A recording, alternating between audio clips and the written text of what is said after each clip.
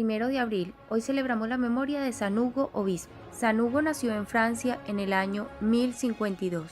Su padre, Odilon, que se había casado 2 veces, al quedar viudo por segunda vez, se hizo monje cartujo y murió en el convento a la edad de 100 años, teniendo el consuelo de que su hijo, que era obispo, le aplicara los últimos sacramentos y le ayudara a bien morir. Por varios años se dedicó a combatir valientemente todos estos abusos, y aunque esto le causó la enemistad con muchos que deseaban seguir por el camino de la maldad, sin embargo la mayoría aceptó sus recomendaciones y el cambio fue total y admirable. Él dedicaba largas horas a la oración y a la meditación, y recorría su diócesis de parroquia en parroquia, corrigiendo abusos y enseñando cómo obrar en el bien. Todos veían con admiración los cambios tan importantes en la ciudad, en los pueblos y en los campos desde que Hugo era obispo. El único que parecía no darse cuenta de todos estos éxitos era él mismo. Por eso, creyéndose un inepto y un inútil para este cargo, se fue a un convento a rezar y a hacer penitencia. Pero el sumo pontífice Gregorio VII, que lo necesitaba muchísimo para que le ayudara a volver más fervorosa a la gente, lo llamó paternalmente y lo hizo retornar otra vez a su diócesis a seguir siendo obispo. Al volver del convento, parecía como Moisés cuando volvió del monte Sinaí, que llegaba lleno de resplandores. Las gentes notaron que ahora llegaba más santo, más elocuente y más fervoroso en todo. Un día llegó San Bruno con 6 amigos a pedirle a San Hugo que les concediera un sitio donde fundar un convento de gran rigidez, para los que quisieran hacerse santos a base de oración, silencio, ayuno, estudio y meditación. El santo obispo les dio un sitio llamado Cartuja, y allí, en estas tierras desiertas y apartadas, fue fundada la Orden de los Cartujos, donde el silencio es perpetuo, solo hablan el domingo de Pascua, y donde el ayuno, la mortificación y la oración llevan a sus religiosos a una gran santidad.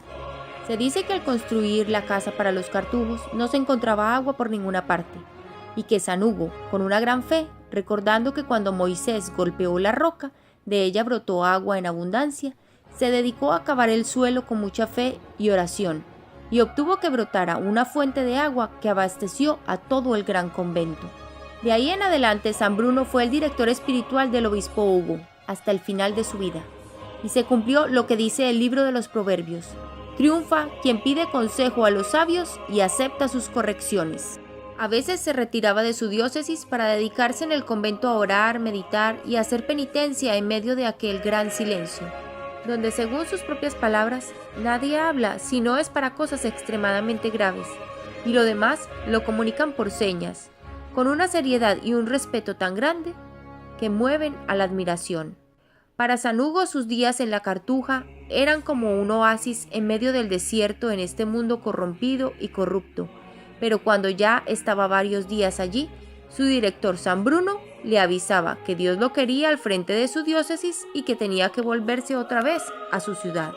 Los sacerdotes más fervorosos y el pueblo humilde aceptaban con buena voluntad las órdenes y consejos del santo obispo, pero los relajados y sobre todo muchos de los altos empleados del gobierno, que sentían que con este monseñor no tenían toda libertad para pecar, se le opusieron fuertemente y se esforzaron por hacerlo sufrir todo lo que pudieron.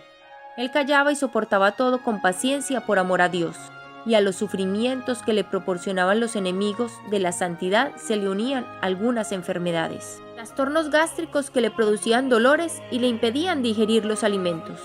Un dolor de cabeza continuo por más de 40 años, que no lo sabían sino su médico y su director espiritual, y que nadie podía sospecharlo, porque su semblante era siempre alegre y de buen humor.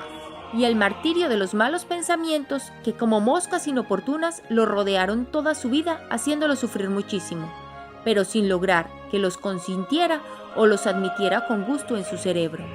Varias veces fue a Roma a visitar al Papa y a rogarle que le quitara aquel oficio de obispo porque no se creía digno. Pero ni Gregorio VII, ni Urbano II, ni Pascual II, ni Inocencio II quisieron aceptarle su renuncia porque sabían que era un gran apóstol y que si se creía indigno de ello, se debía más a su humildad que en realidad a que no estuviera cumpliendo bien con los oficios de obispo. Cuando ya era muy anciano, le pidió al Papa Honorio II que lo librara de aquel cargo porque estaba muy viejo, débil y enfermo. El sumo pontífice le respondió: prefiero de obispo a Hugo, viejo, débil y enfermo, antes que a otro que esté lleno de juventud y salud. Era un gran orador, y como rezaba mucho antes de predicar, sus sermones conmovían profundamente a sus oyentes. Era muy frecuente que en medio de sus sermones, grandes pecadores empezaran a llorar a grito entero y suplicaran a grandes voces que el Señor Dios les perdonara sus pecados. Sus sermones obtenían numerosas conversiones. Tenía gran horror a la calumnia y a la murmuración. Cuando escuchaba hablar contra otros exclamaba asustado: «Yo creo que eso no es así», y no aceptaba quejas contra nadie si no estaban muy bien comprobadas. Una vez, cuando por un larguísimo verano hubo una enorme carestía y gran escasez de alimentos, vendió el cáliz de oro que tenía y todos los objetos de especial valor que había en su casa. Con este dinero compró alimentos para los pobres, y muchos ricos siguieron su ejemplo y vendieron sus joyas, y así lograron conseguir comida para la gente que se moría de hambre. Al final de su vida, la artritis le producía dolores inmensos y continuos, pero nadie se daba cuenta de que estaba sufriendo, porque sabía colocar una muralla de sonrisas para que nadie supiera los dolores que estaba padeciendo por amor a Dios y a la salvación de las almas. Poco antes de su muerte perdió la memoria, y lo único que recordaba eran los salmos y el Padre Nuestro, y pasaba sus días repitiendo salmos y rezando Padre Nuestros. Murió cuando estaba para cumplir los 80 años, el 1 de abril de 1132. El Papa Inocencio II lo declaró santo 2 años después de su muerte. San Hugo, te encomendamos nuestros obispos. Pídele a Dios que tengamos muchos obispos santos que nos lleven a todos a la santidad.